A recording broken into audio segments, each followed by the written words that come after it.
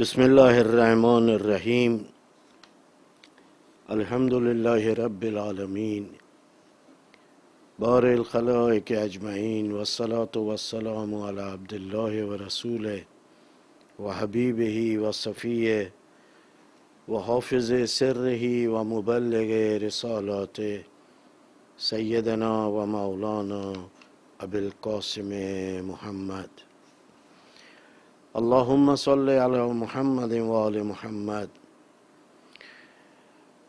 وعلی آل بیتہ الطیبین الطاہرین لا سیما ابا الحسن امیر المومنین علی بن ابی طالب صلوات اللہ وسلامہ علیہما ولعنۃ اللہ علی اعدائہم اجمعین من الآن الی قیام یوم الدین.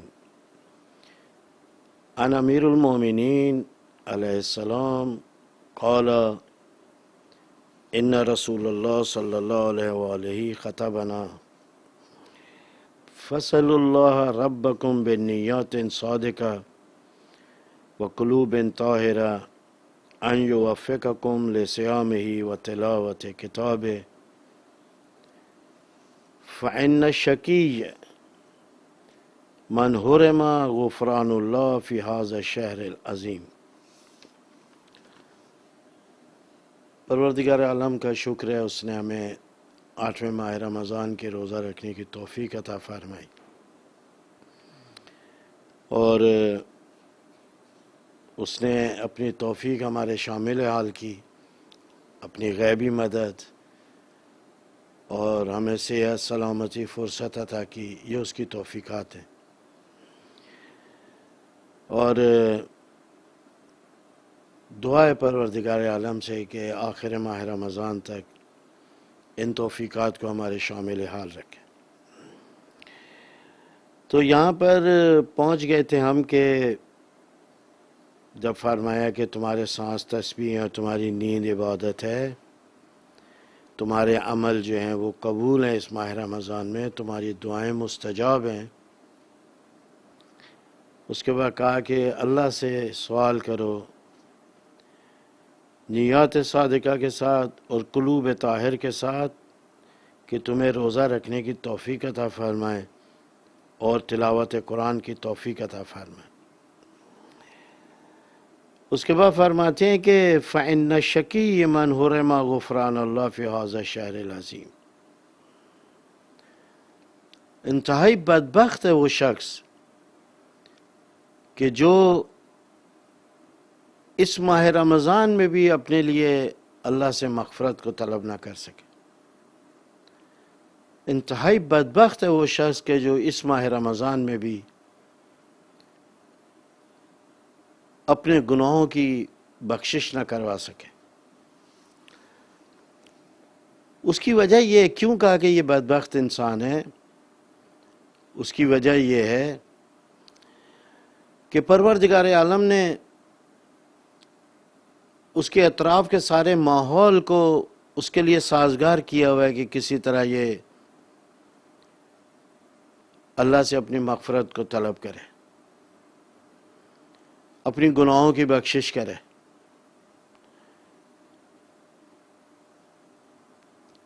اس کی عبادتوں کے ثواب کو بڑھایا ہوا ہے.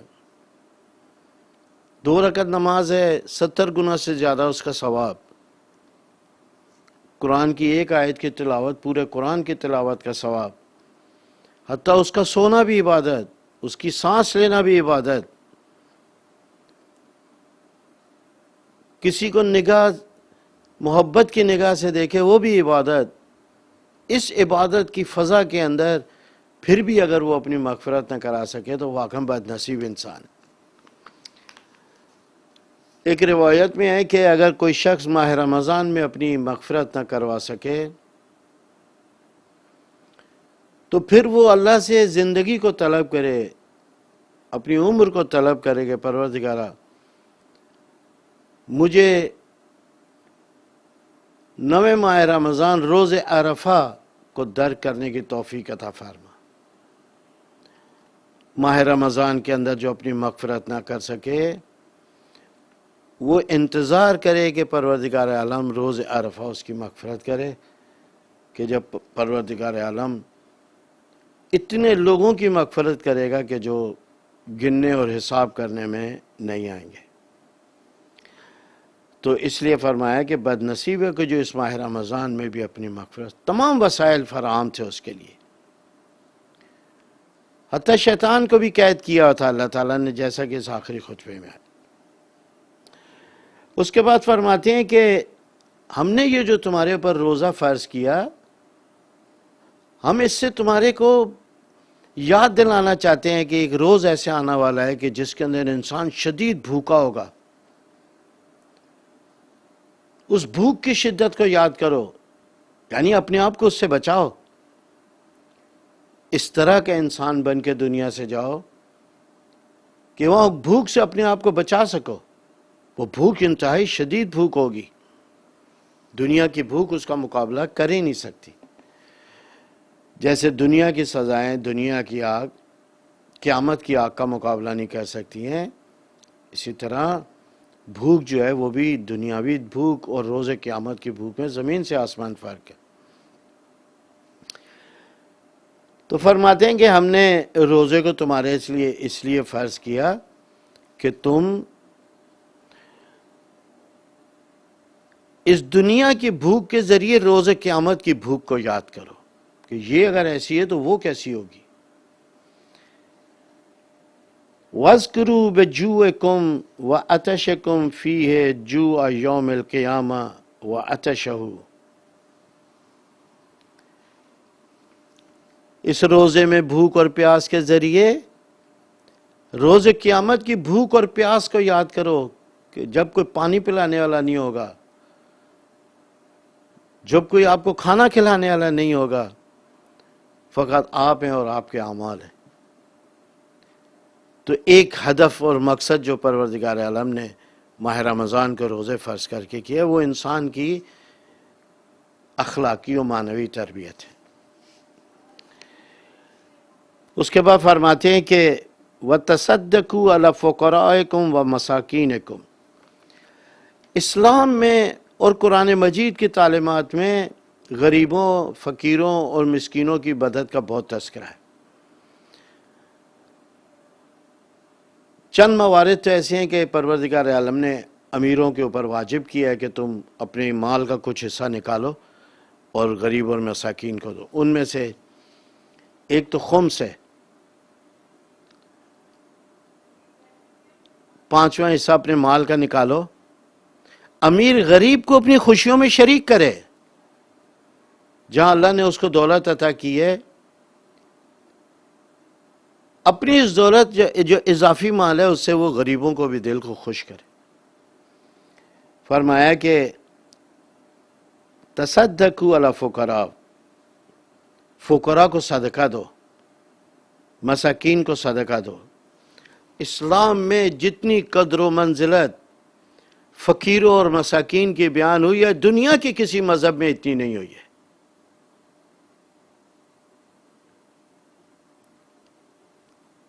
آپ انبیاء کے بعثت کے فلسفے کو پڑھیں۔ آپ انبیاء کو پروردگار عالم نے دنیا میں بھیجا تھا، زیادہ تر غریب اور مسکین اور مظلوم اور مستضعف اور پسے ہوئے طبقہ جو ہے، محروم طبقہ جو ہے، اس کے ہاتھ کو تھامنے کے لیے بھیجا تھا۔ اکثر انبیاء کو بھی پروردگار عالم نے فقر و فاقے میں ہی پالا۔ انبیاء کی سیرت کو دیکھیں، ائمہ معصومین کی سیرت کو دیکھیں۔ اب یہاں پر عرض کرتا ہوں میں ابھی کہ کیا احکامات پروردگار عالم نے اور اسلام نے غریبوں کے احترام اور غریبوں اور مسکینوں کی شفقت کے ساتھ کیے ہیں، وہ ابھی تھوڑا عرض کرتا ہوں۔ ابھی فقط یہ دو لفظ ہیں، فقیر اور مسکین، اکٹھے استعمال ہوتے ہیں، ایک ساتھ استعمال ہوتے ہیں۔ ان کے معنی کیا ہیں؟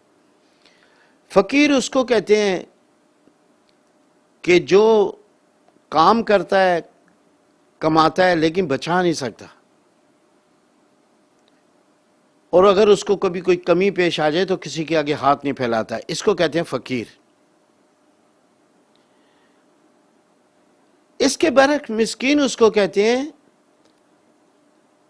کہ جو فقط مانگ کے پوری کرتا ہے اپنی ضروریات کو.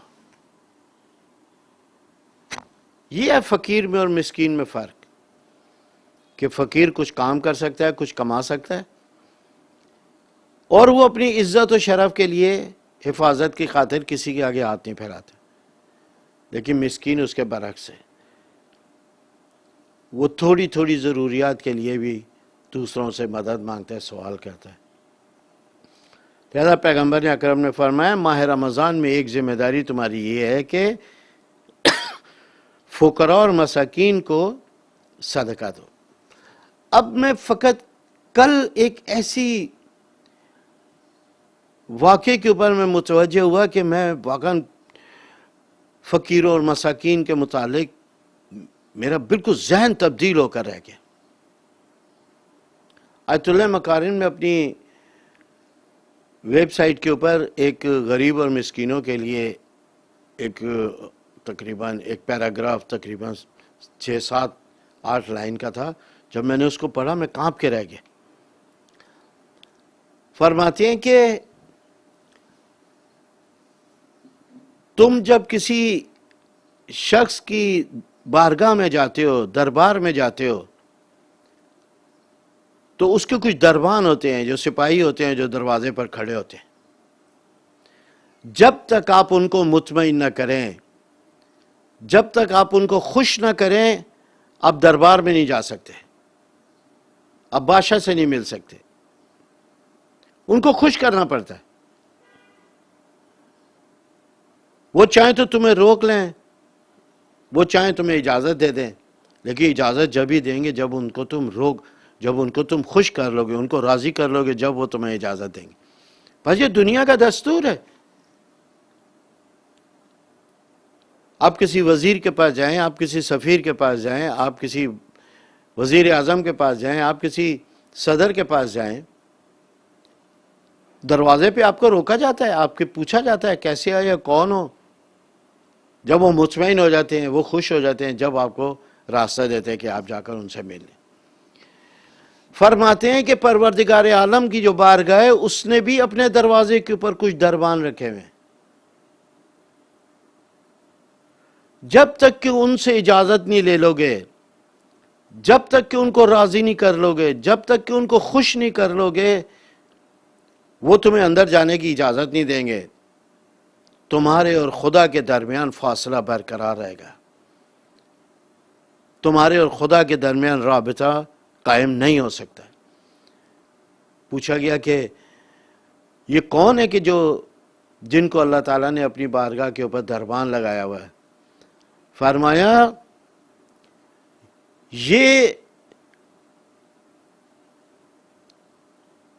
میرے بندوں میں فقیر اور مسکین ہے کہ جو میرے دروازے کے دربان ہیں. آپ اندازہ کریں ہماری نظریں کن عنوان سے ان غریبوں اور مساکین کو دیکھتی ہیں، اور معصومین علیہ السلام کس نظر سے دیکھتے ہیں. ہم انہیں دھتکار دیتے ہیں، ہم انہیں جھڑک دیتے ہیں، ہم ان سے تلخ لہجے میں بات کرتے ہیں.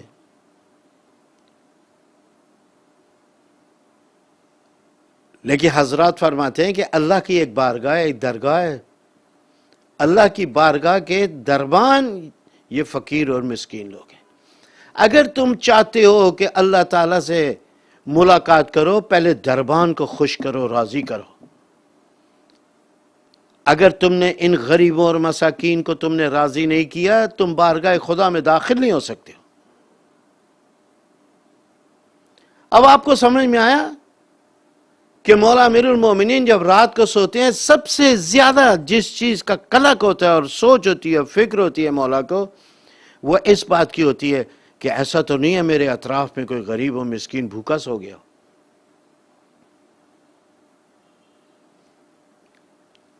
کافی ضخیم کتاب عدل کے اوپر لکھی گئی کہ دنیا کے مکاتب اور مذاہب میں عدل جو ہے اس کی تعریف کیا ہے. وہاں پر میں نے دیکھا کہ ایک واقعہ لکھا ہوا تھا، کہا کہ دنیا میں فقط 4 سال کے قریب ایک ایسا شہر بھی ہے جس کے اوپر ایک شخص نے حکومت کی کہ روز قیامت پروردگار عالم اس شہر میں سے کھڑے ہو کر کوئی نہیں کہے گا پروردگارا میں رات کو بھوکا سویا. فقط یہ 4 سال اس شہر کے ایسے آئے ہیں اور وہ ایک شخص کی حکومت کے تھے کہ اس 4 سال میں کوئی غریب یا مسکین اٹھ کے نہیں کہے گا کہ پروردگارا میں بھوکا سویا ہوں. اور وہ 4 سال مولا امیر المومنین علی ابن ابی طالب کی کوفے میں حکومت کے تھے کہ جس میں کوئی غریب کوئی فقیر و مسکین نہیں کھڑا ہوگا کہ کہے گا میں کوئی بھوکا سویا ہوں. یہ ہے ذمہ داری ہیں حاکم کی کہ حاکم اگر پیٹ بھر کے سو گیا اور اس کے اطراف میں کوئی غریب و بھوکا رہ گیا روز قیامت پروردگار عالم اس کو سزا دے گا کہ تو کیسا حاکم تھا کہ تیری رعایا میں لوگ بھوکے رہے اور تو جو ہے وہ پیٹ بھر کے سو گیا.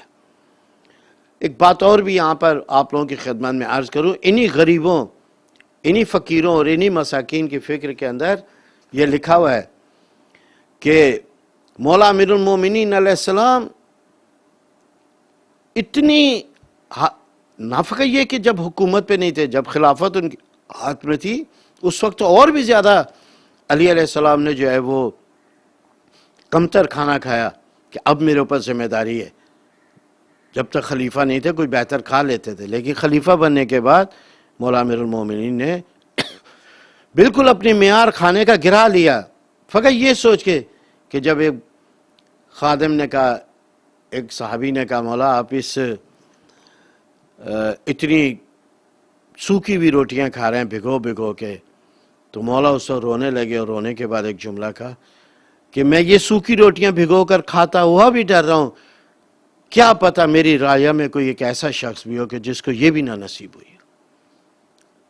یہ وہ لوگ جو دعویٰ کر سکتے ہیں کہ ہم عوام کی خدمت کریں گے ہم غریب کی خدمت کریں گے وہ لوگ کیا خدمت کریں گے جو اپنے ٹیبل کے اوپر کھائیں بھی کچھ نہیں اور 70 قسم کے کھانے لگائے ہوئے ہوتے ہیں.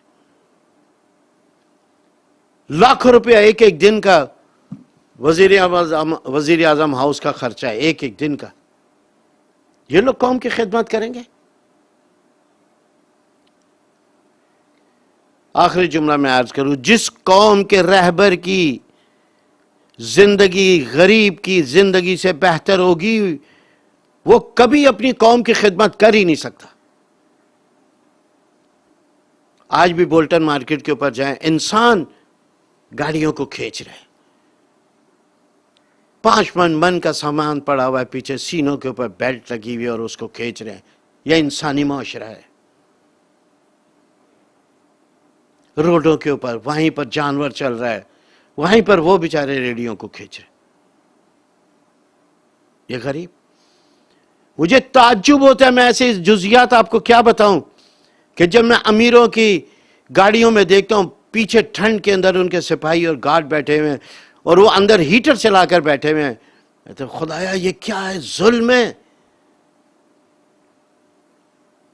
کیا وہ انسان نہیں ہے کیا اس کے پاس چمڑی نہیں ہے اس کی کھال نہیں ہے کیا وہ عام انسان نہیں ہے جو پیچھے بیٹھا ہوا ہے اور وہ اندر ہیٹر چلا کے بیٹھا اور گرمیوں میں شدید گرمی میں اندر صاحب جی جو ہیں وہ اے سی چلا کے بیٹھے ہیں اور پیچھے اس کے غریب بیٹھا ہوا ہے. کیا وہ انسان نہیں ہے کیا اس کی اولادیں نہیں ہیں وہ کسی کا باپ نہیں ہے وہ کسی کا شوہر نہیں ہے وہ کسی کا بیٹا نہیں ہے وہ کیا اس ملک کا شہری نہیں ہے.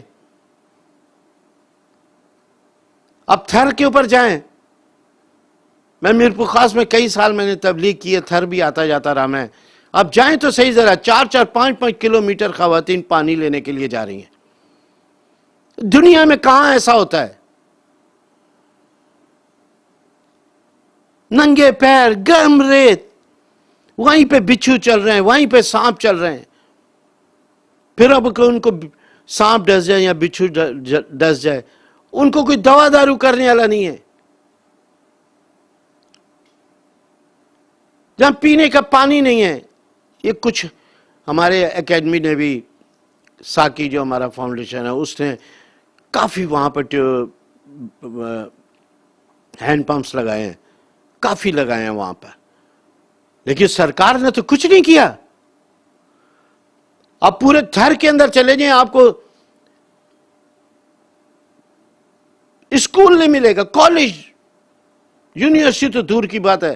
آپ اندازہ کریں حیدرآباد کے بعد ہندوستان کے بارڈر تک کوئی یونیورسٹی نہیں ہے ہماری، اور جو یونیورسٹی ٹنڈو جام میں ہے وہ بھی ایگریکلچر یونیورسٹی ہے. یہ المیہ نہیں ہے. میں ابھی تاریخ میں نہیں جانا چاہتا ہوں. کوئی ہے پوچھنے والا ان غریبوں کو؟ اور یاد رکھیں کہ غریبوں کی آہ سے بچیں یہ لوگ. آج جو پاکستان میں ہو رہا ہے، آج بھی جو جمعرات کا دن ہے، میں کہا 30 مارچ ہے، آج جو میں نے 2 بجے تک خبریں سنی ہیں، مجھے دکھ ہوا. یہ کیسے لوگ ہیں؟ پاکستان ٹوٹ گیا، پاکستان کے 90,000 لوگ قیدی ہو گئے، ہندوستان کی فوج نے ہمارے فوجیوں کے کپڑوں کو اتارا. آٹا جو ہماری ملکی پیداوار ہے، 250 روپے کلو، کوئی سوچ بھی نہیں سکتا اس بات کو. کہاں سے پورا کریں؟ اور اس کے بعد 2-4 جذباتی اور احساساتی باتیں آپ لوگوں سے کروں. بس فقراء اور مساکین جو ہیں وہ بارگاہ خدا کی بارگاہ کے دربان ہیں. ان کی عزت کرو، ان کا احترام کرو، ان کو خوش کرو، ورنہ تمہاری کوئی دعا قبول ہونے والی نہیں ہے، تمہاری خدا تک رسائی ہونے والی نہیں ہے. مولا امام ششم عجیب ہے. فرماتے ہیں جب ان کو کوئی مشکل درپیش ہوتی تھی اور وہ چاہتے تھے دعا کریں تو اس سے پہلے کچھ مقدمات انجام دیتے تھے. سب سے پہلے تو جا کر فقراء اور مساکین کی مدد کرتے تھے، بھوکوں کا کھانا کھلاتے تھے، یتیموں کے ساتھ محبت سے پیش آتے تھے. جب فقراء اور مساکین کی مدد کر لیتے تھے، یتیموں کو پیار کرتے تھے، ان کو اپنے زانوں پہ بٹھاتے تھے، اس کے بعد ظہر کے نزدیک جا کر دعا کرتے تھے. دیکھیں دعا کے مقدمات. اگر کوئی غریب، کوئی فقیر، مسکین، بھوکا آپ کے شہر کے اندر اور آپ دعا کر رہے ہیں، ان کی بھوک تمہاری دعاؤں کو قبول نہیں ہونے دے گی. اگر کوئی مسکین ہے، اس کی مسکین اگر بھوکا ہے، اس کی بھوک تمہاری دعاؤں کو قبول نہیں ہونے دے گی. اور اسی طرح عزیزو بچوں کو لے کر جاتے تھے امام. میں نے آخر جب مولا امام ششم کی زندگی کو پڑھ رہا تھا، فرمایا کہ مولا جو ہیں وہ جب دعا کرتے تھے اپنی خواتین، اپنی بہن، اگر والدہ ہے تو والدہ، بیوی ہے تو بیوی، واللہ ان کی قدر کرو. اسلامی کلچر کے اندر، اسلامی تعلیمات میں گھر کی خواتین کو جو عزت و احترام ملا ہے دنیا کی کسی مذہب نے نہیں دیا. معصوم فرماتے ہیں اگر تمہاری روزی تنگ ہے، گھر کی خواتین کے ساتھ محبت سے پیش آؤ. اگر تمہاری روزی تنگ ہے، تم مشکلات میں گرفتار ہو، کوشش کرو اپنے گھر کی خواتین کی ذمہ داریوں کو تم انجام دو. دہلیز کو صاف کرو، کھائے ہوئے برتنوں کو دھو. کبھی موقع ملا تو آپ لوگوں کی خدمت میں عرض کروں گا. خواتین کو لیتے تھے اور بچوں کو کرتے تھے. کہا گئے دیکھو میں امام جعفر صادق ہوں، میں تمہارا وقت کا امام ہوں، لیکن تمہاری آمین کا میں محتاج ہوں. خواتین اور بچے مل کر آمین کہتے تھے. یہ خدا کی درگاہ میں ان کی دعائیں اور ان کی آمین رد ہونے والی نہیں ہے. یہ بچے معصوم ہیں.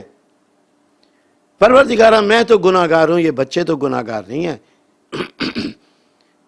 تو اس بے گناہ بچے اور اس معصوم بچے کے صدقے میں میری دعاؤں کو قبول فرما.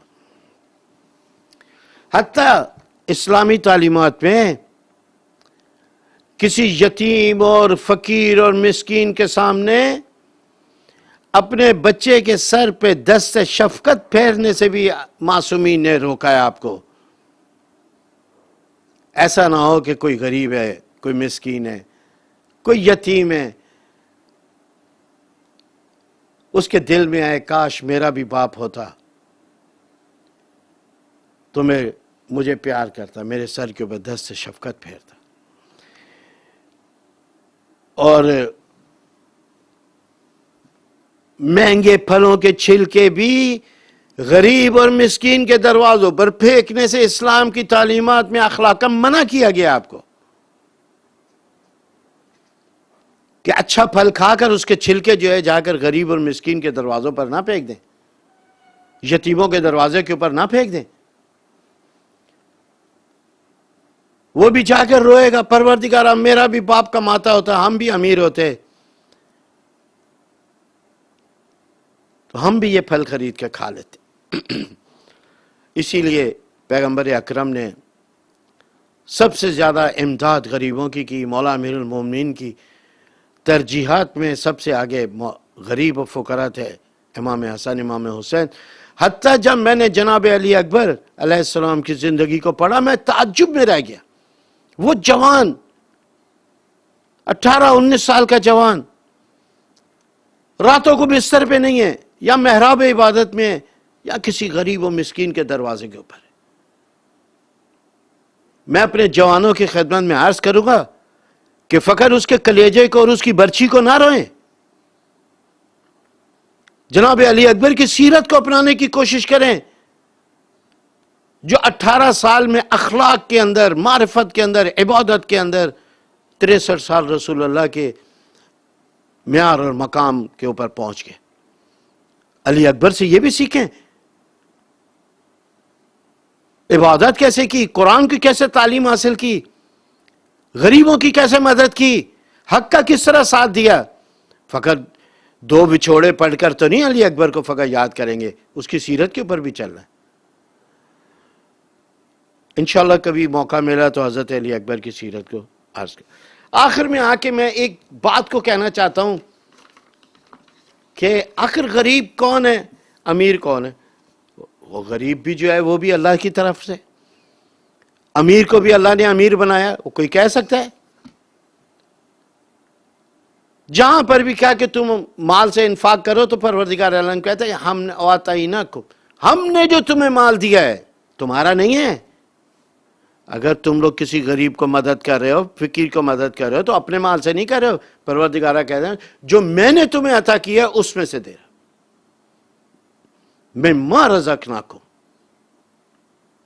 جو میں نے دیا اس میں سے دے رہا. بس دولت اللہ کی دی ہوئی ہے، وہ غریب کے پاس اگر دولت نہیں ہے وہ بھی. اس کا فلسفہ کیا ہے؟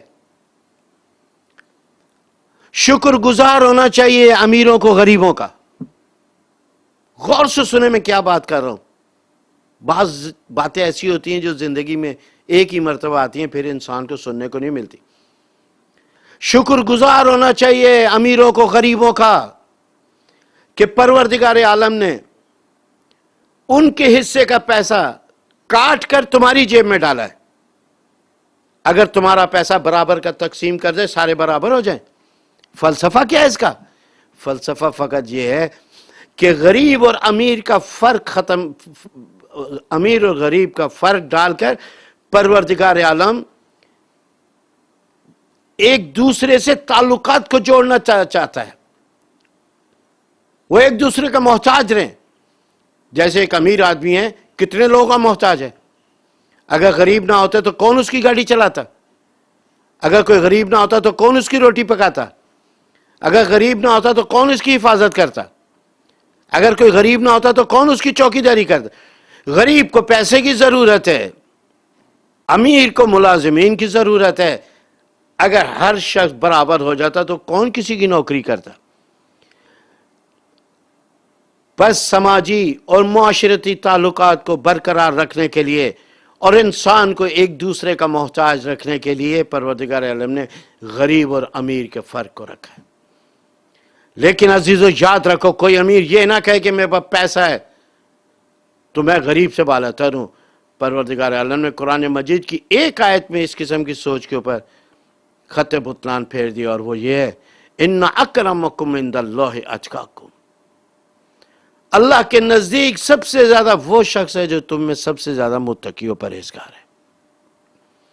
اگر متقی و پرہیزگار غریب ہے علی کے نزدیک وہ عزیز ہے. کیا مقام ہے جناب فضا کا، حالانکہ کنیز ہیں وہ. 5 ائمہ نے اس کو کہا ہماری والدہ ہے. امام حسن اس کو ماں کہہ رہے ہیں، امام حسین اس کو ماں کہہ رہے ہیں، مولا سید سجاد اس کو ماں کہہ رہے ہیں. کم مقام ہے، ایک کنیز ہے، لیکن کردار، تقوی، پرہیزگاری، معرفت، اس نے اس کو اس مقام کے اوپر پہنچے. بس عزیزو، غریب کا احترام کریں، یہ اللہ کی بارگاہ کے دربان ہیں. جب تک ان کو راضی نہیں کرو گے بارگاہ خدا میں داخل نہیں ہو سکتے. آج کی دعا کا بھی ایک جملہ آپ لوگوں کی خدمت میں عرض کر دوں. 8ویں بسم اللہ الرحمن الرحیم. اللہم ارزقنی فیہ رحمت الایتام. پروردگارا اس روز میں مجھے یتیموں پر رحم اور شفقت کرنے کی توفیق عطا فرما. یہ آج 8ویں ماہ رمضان کی دعا ہے. وَإِطْعَامِ الطَّعَامِ، اور پروردگارہ مجھے بھوکوں کو کھانا کھلانے کی توفیق عطا فرما. اتفاق سے آج ہم غریب و مسکین پہ بات کر رہے تھے، اور آج اتفاق سے 8ویں ماہ رمضان کی دعا بھی. وَإِفْشَاءِ السَّلَامِ، مجھے لوگوں کو سلام کرنے کا اور ان کے اوپر سلامتی کی دعا کرنے کی توفیق عطا فرما. یہ عجیب ہے، ہمارے پاکستان کے کلچر میں تو 2% لوگ ہیں جو فقط ایک دوسرے کو سلام کرتے ہیں، ورنہ سلام کا رواج ہی نہیں ہے ہمارے یہاں. اچھی بھلی اولادیں ہیں، منہ صبح اٹھ کر آتی ہیں، باپ بیٹھا ہے، ماں بیٹھی ہے، قریب سے گزر گئے، کوئی پوچھتا ہی نہیں ہے، کوئی سلام کرنے کی توفیق نہیں ہے ان کو. یہ اسلامی معاشرہ نہیں ہے ہمارا. آج شاید یہ میری آواز پتہ نہیں کہاں تک جا رہی ہوگی. ٹیلی فون پر جب ہم فون کرتے ہیں، ہاں بول، کیا بات ہے، یہ کوئی طریقہ نہیں ہے گفتگو کا آغاز کا. گفتگو کا آغاز بسم اللہ نہیں، السلام علیکم یا سلام علیکم، دعا سے کریں، خیر سے کریں. کم سے کم اپنے والدین کے ساتھ تو اس طرح پیش آئیں. آپ کو کیا معلوم کہ کتنے کینے جو ہیں وہ دور ہو جاتے ہیں سلام سے. وصحبت الکرام، وصحبت الکرام، اور پروردگارہ مجھے نیک لوگوں میں بیٹھنے کی توفیق عطا فرما. خدا جانتا ہے اس کے اوپر تو بڑی تقریر ہو سکتی ہے، ابھی ٹائم نہیں ہے میرے پاس. اور فرمایا کہ بطول کا یا ملجل عاملین، اور اپنے فضل اور کرم سے مجھ سے پیش آ، اے امید لگانے والوں کی پناہ کا. والسلام علیکم ورحمۃ اللہ وبرکاتہ. پروردگارہ تمام عزاداروں کی اور زائرین کی حفاظت فرما. ہمارے مرحومین خصوصاً شہداء، خاص طور پر ہمارے مرحوم والدین اور ہمارے جتنے بھی لواحقین ہیں، پروردگارہ سب کی مغفرت فرما. بیماروں کو شفا عنایت فرما، بے گناہ اسیروں کو رہائی عطا فرما. پروردگارہ ہمارے ملک پاکستان کی حفاظت فرما. جو بھی کسی طرح اس ملک کے ساتھ دشمنی کر رہا ہے، پروردگارہ اس کو ذلیل و نابود فرما. اللہم صلی علی محمد و آل محمد وعجل فرجہ.